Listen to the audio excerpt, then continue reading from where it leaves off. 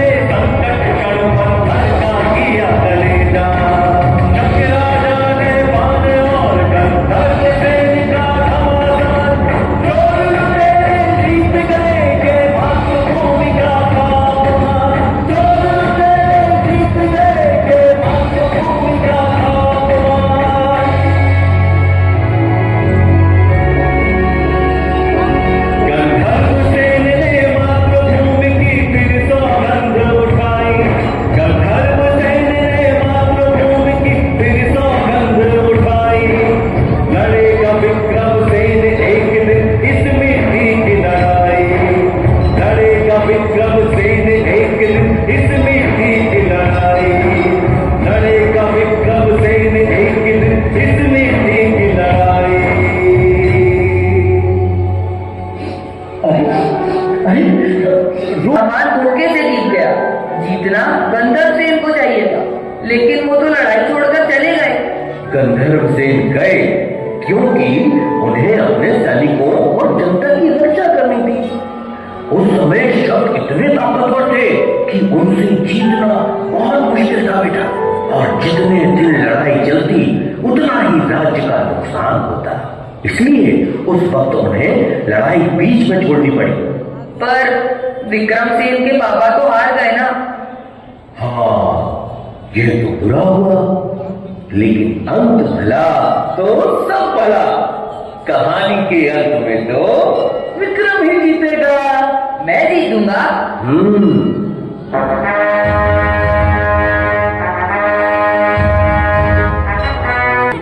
जीतोगे, तुम ही इस धरती को शक्तिहीन करोगे। अगर नहपान ठीक से शासन चलाता तो मैं कभी राज्य की कामना नहीं करता, किंतु जनता ही उससे परेशान है। जनता के कष्ट हरना ही मेरा परम धर्म है। मां, जब तक भारत भूमि को शकों से मुक्त न करा दूं, तब तक अन्न का एक दाना भी ग्रहण नहीं करूंगा। बेटा, तेरे विचार ठीक हैं, परंतु अन्न त्याग का हट ठीक नहीं। हाँ युवराज, रानी जी ठीक कह रही है। आपकी तरह मैं भी बेचैन हूं अपनी मातृभूमि की मुक्ति के लिए। 20 वर्ष की प्रतीक्षा कब नहीं होती। इन 20 वर्षों में जनता ने बड़े कष्ट सहे। मालवा के महाराज और महारानी को छुप छुप कर वनों में रहना पड़ा। हम सब आपके बड़े होने की प्रतीक्षा कर रहे थे। हे मालवा नरेश, हम सबको आपके आदेश की प्रतीक्षा है। मालवा के नरेश तो स्वयं महाकाल है।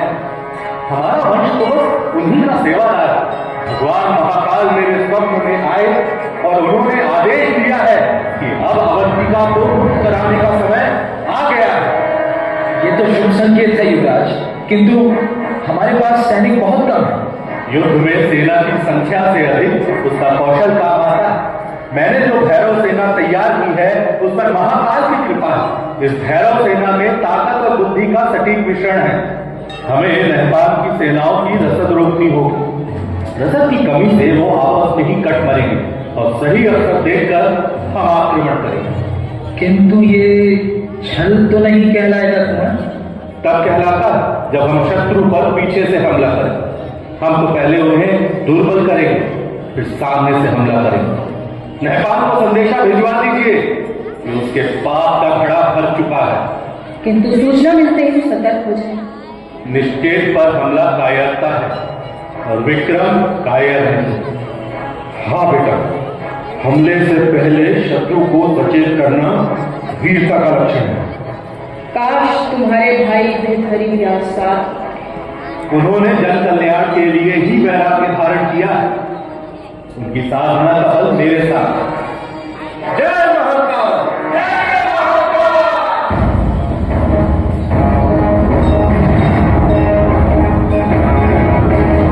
मातृभूमि के सम्मान में विक्रम ने नहपान से घमासान युद्ध लड़ा और मालवाहन को शतवंश से मुक्ति दिलाई।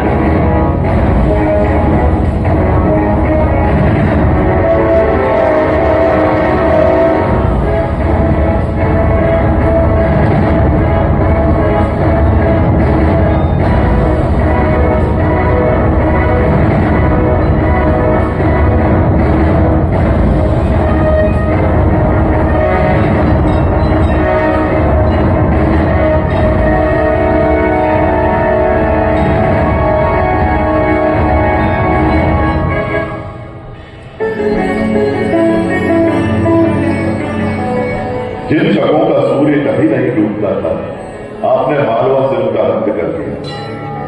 अब आपको संपूर्ण भारत भूमि को शक मुक्त कराना।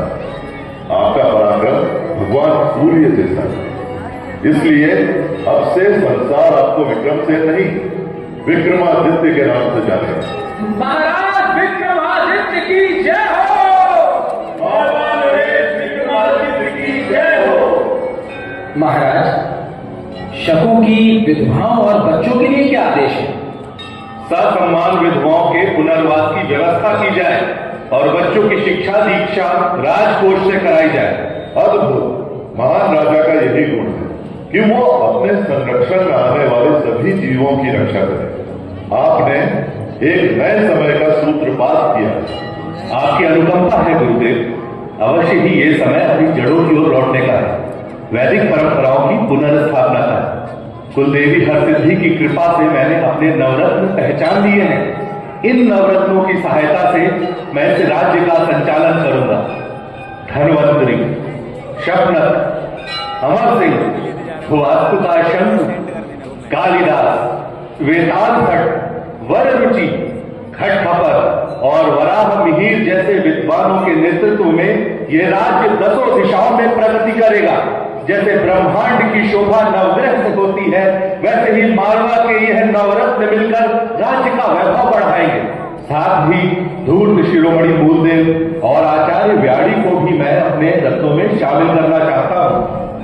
पुत्र, राजा के विचार दल में धूर्त मूलदेव का कहना हूं। विद्वानों को शामिल करना तो समझ आता है, किंतु धूर्त शिरोमणि को कौन राजा अपने पास आने देता है? धूर्तों को हराने के लिए क्या सरल और निष्कपट विद्वान सलाह दे पाएंगे? भारत भूमि पर शकों का बृहद साम्राज्य है। अगर हमें उन्हें इस धरती से खदेड़ना है तो इनकी धूर्तताओं को समझना होगा। मुझे लगता है इन मामलों में मूलदेव की सलाहें बहुत काम आ सकती हैं। अद्भुत! धरती के इतिहास में ऐसी समृद्ध सोच किसी राजा की न देखी न सुनी। आचार्य व्याड़ी भले ही स्वर्ण बनाने में अब तक असफल रहे हैं, किंतु वो लगनशील थे। आज नहीं तो कल अवश्य सफल होंगे। बार बार असफलताओं के बाद भी उनका विश्वास स्वयं से टिका नहीं है। ऐसा विद्वान अवश्य ही राज्य के लिए उपयोगी साबित होगा। गुरु का आश्वासन मिल गया, अब मैं निश्चिंत हूं। श्रीमान कालिदास, आपसे आग्रह है कि अपने साहित्य को जन सुलभ बनाने की दिशा में कार्य करें। अन्य सभी नवरत्नों से आग्रह करता हूं कि ज्ञान, विज्ञान, भाषा और वैदिक रीति के प्रसार की दिशा में कार्य करें। जैसे गुरुदेव, एक विचार मेरे मन में उमड़ रहा है, यदि आपकी आज्ञा हो तो कहूं। आदेश करें महाराज। मुझे देश में एक नए पंचांग की आवश्यकता महसूस हो रही है।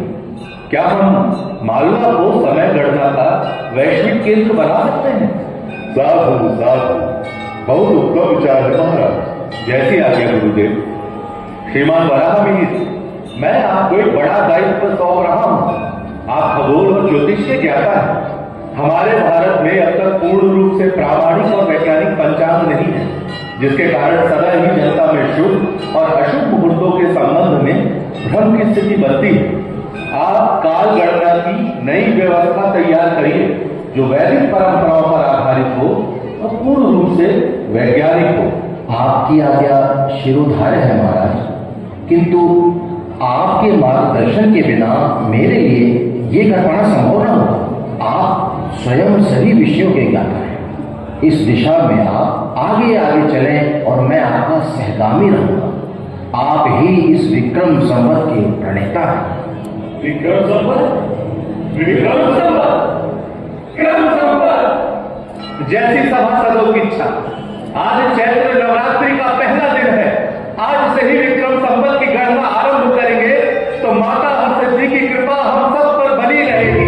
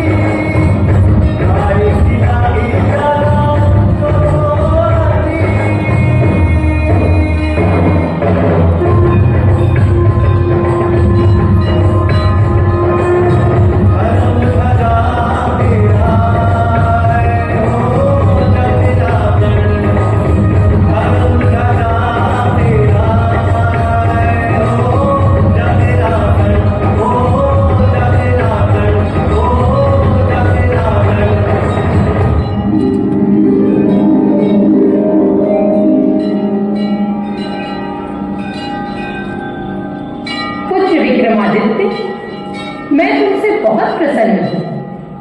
तुमने राजा बनते ही राज्य संचालन की दिशा में जैसा आमूल चूल परिवर्तन किया, उसके लिए तुम्हें अनेक आशीर्वाद देती हूं। मैं तुम्हें ये 32 पुतलियों वाला सिंहासन देती हूं।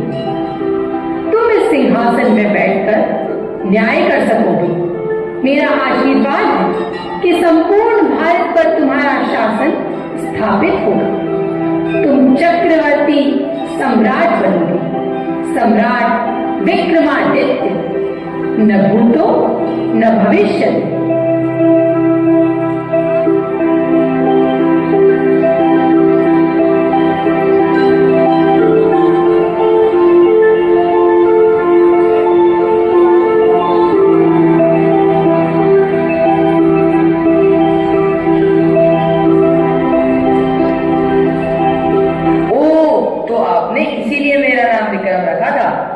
ताकि मैं भी उनकी तरह महान बन सकूं। हाँ, और नहीं तो क्या।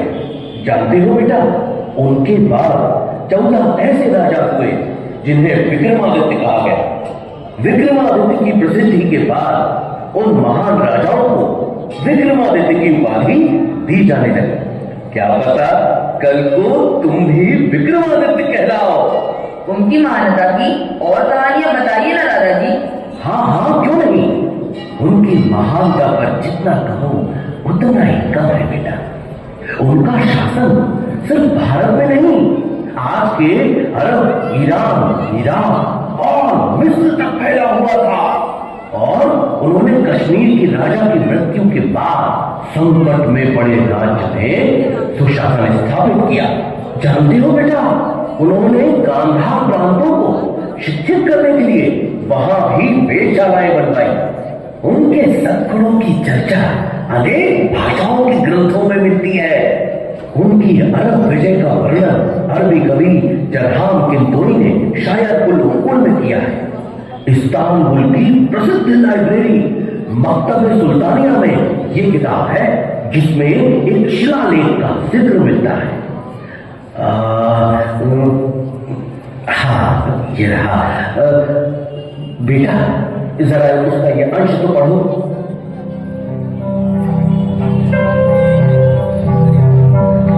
वे लोग भाग्यशाली थे जो विक्रमादित्य के समय में जन्मे, उन्हीं के शासन में जीवन बिताया। वह एक दयालु, उदार और कर्तव्यनिष्ठ राजा जो हर एक व्यक्ति के कल्याण के बारे में सोचता। उसने अपने पवित्र धर्म को हमारे बीच फैलाया। हिंदुस्तान के सूर्य से भी तेज विद्वानों को विक्रम ने उनके बीच भेजा ताकि ज्ञान का उजाला उस तरफ भी फैल सके। दादाजी, मुझे विक्रमादित्य की और कहानी सुनाइए ना। हाँ हाँ मेरे बच्चे, क्यों नहीं। रुको। इन किताबों में क्या है दादाजी? इन किताबों में कहानियां हैं। इन दोनों किताबों में सम्राट विक्रमादित्य की कहानियों का भंडार है बेटा। एक है सिंहासन बत्ती सी और दूसरी बेताल 25 सी। इसके अलावा भी उनकी वीरता, उदारता, दया, क्षमा आदि गुणों से भारतीय साहित्य भरा पड़ा है बेटा। इन्हें पढ़ो और उनके गुणों को अपने जीवन में उतार कर तुम भी उनके जैसा बनो।